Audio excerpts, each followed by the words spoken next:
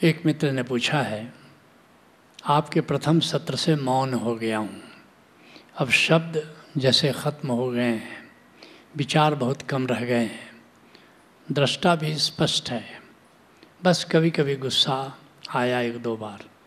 बाबा मार्गदर्शन करें, साधना में मौन का कैसे उपयोग करें।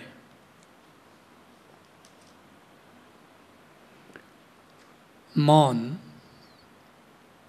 साधना के लिए अत्यंत आवश्यक है, लेकिन मौन की समझ बहुत कम है। मौन साधने के 3 चरण हैं, इसको ठीक से समझ लो। पहले चरण से सारा जगत परिचित है, बाहरी बाहरी है, लेकिन बाकी 2 चरण गहराई के हैं, उससे बहुत कम लोग परिचित हैं। तो पहला चरण मौन का क्या है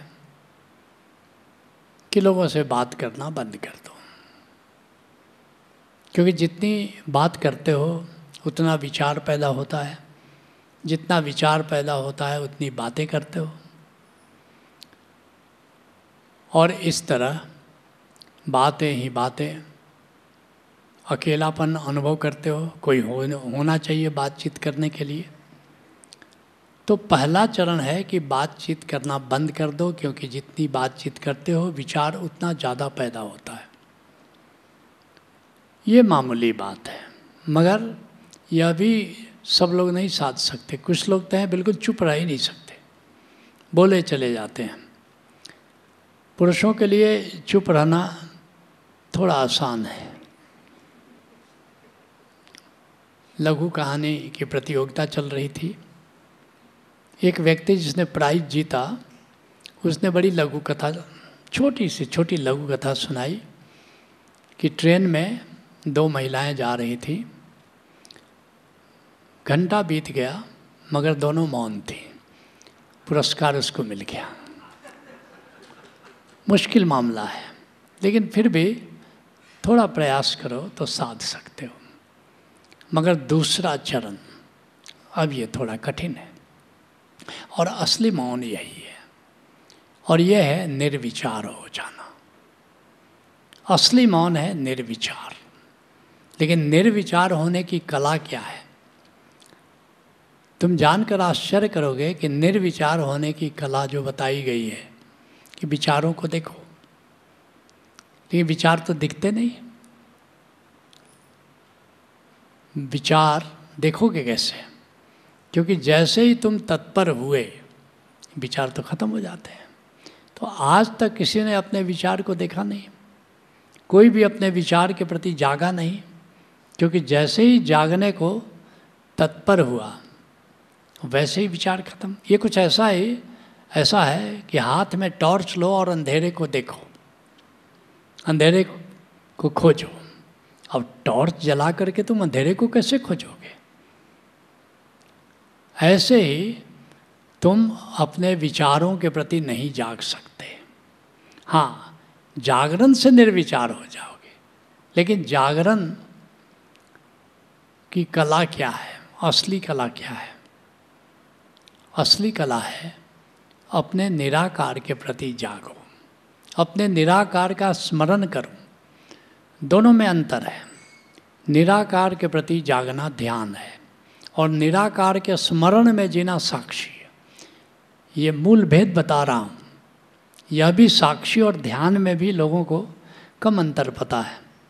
ध्यान में क्या करते हो? आंखें बंद करके ध्यान करते हो, और साक्षी आंख खोल के करते हो। आंख बंद करके जब निराकार से नाता जोड़ते हो, निराकार के प्रति जागते हो, निराकार को लगातार देखते हो, तो ध्यान है। और आंखें खोल करके जब संसार के प्रति अभिमुख होते हो, अपने निराकार का स्मरण करते हुए, तो उस स्थिति का नाम साक्षी है। और जितनी देर निराकार का स्मरण तुम करोगे उतनी देर तुम निर्विचार रहोगे। काम भी करोगे, सारे कार्य करोगे, लेकिन निर्विचार का क्या अर्थ हुआ? अनाप शनाप विचार नहीं आएंगे, अनचाहे विचार नहीं आएंगे, अनामंत्रित विचार नहीं आएंगे। तुम जो विचार करना चाहोगे वो तो तुम करोगे, साक्षी रहकर तुम गणित के सवाल भी हल करोगे, साक्षी रख करके तुम गीत भी गाओगे। अर्थात जिन विचारों को तुम चाहते हो वे विचार तो आएंगे, जिन मेहमानों को तुम चाहते हो वो मेहमान तो आएंगे, लेकिन अनामंत्रित मेहमान, अनामंत्रित विचार नहीं आएंगे और मौन घटित होगा। साक्षी मौन रहने की, निर्विचार रहने की बड़ी कारगर विधि है। लेकिन इससे भी एक गहरी बात है, अगर तुम शाश्वत तत्व से जुड़ के जीवन जियो तो गहरा मौन घटित हो जाएगा, जिसको संतों ने कहा है अजपा। साक्षी से भी गहरा है अजपा। अजपा क्या है? नाद गूंज रहा है, भीतर भी गूंज रहा है, बाहर भी गूंज रहा है। तो जैसे एक गीतकार गीत गा रहा है, तानपुरा बज रहा है, सा प सा बज रहा है, तो जो गाना गा रहा है संगीतकार या गवैया, वो क्या कर रहा है? उसे सुर का भी ख्याल है, शब्दों के बोल का भी ख्याल है, लेकिन जो प्राथमिक सुर है तानपुरा में जो बज रहा है, अपने स्केल के लिए उसका बराबर स्मरण कर रहा है, वो नहीं भूल रहा है, वो जो सा प सा चल रहा है। ऐसे ही अगर अपने सुर को कुछ ऐसा साधो कि वह जो अनाहत नाद बज रहा है वो हमेशा उसका ख्याल हो, हमेशा ख्याल रहे, और जगत के सारे कार्य करो, तो परम मौन घटित हो जाता है।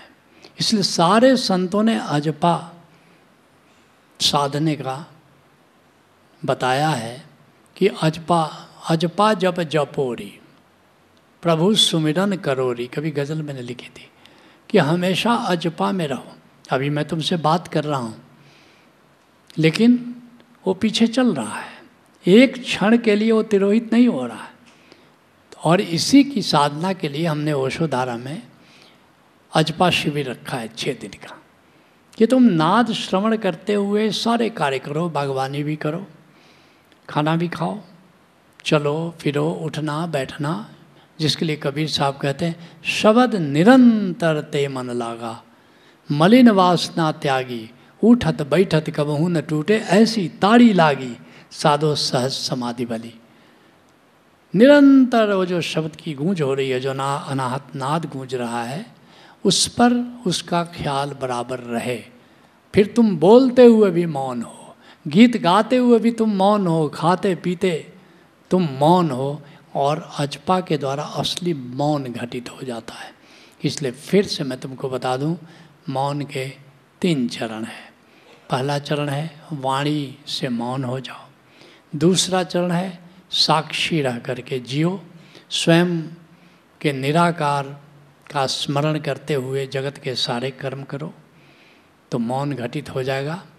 पहले चरण से 33% मौन होगा, दूसरा चरण भी जोड़ दो तो 66% मौन हो गया, और तीसरा चरण भी जोड़ दो। एक बात और, मैं अलग अलग करने की बात नहीं कर रहा हूँ, मैं कह रहा हूँ कि पहला अर्थात कि मौन गहराई, मौन की गहराई के लिए वाणी बंद, 33% मौन हुआ। अब इसमें साक्षी जोड़ो, अब साक्षी जोड़ो, 66% मौन घटित हो गया। अब अजपा जोड़ो, अब 99% मौन घटित हुआ। लेकिन असली अंतिम 1% है, क्योंकि पानी को तुम गर्म करते जाओ, 99 डिग्री सेंटीग्रेड तक पानी गर्म करो तो पानी ही रहेगा, मगर अंतिम 1 डिग्री सेंटीग्रेड ही पानी को भाप बनाता है, जबकि 100 डिग्री सेंटीग्रेड टेम्परेचर हो जाता है। ये 100वां डिग्री क्या है? ये है ईश्वर प्रणिधान। हे प्रभु,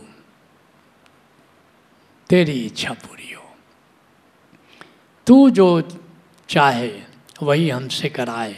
वह जो आखिरी डिग्री समर्पण का है, बस वहाँ ये 100वां डिग्री घटित होता है और परम मौन घटित हो जाता है।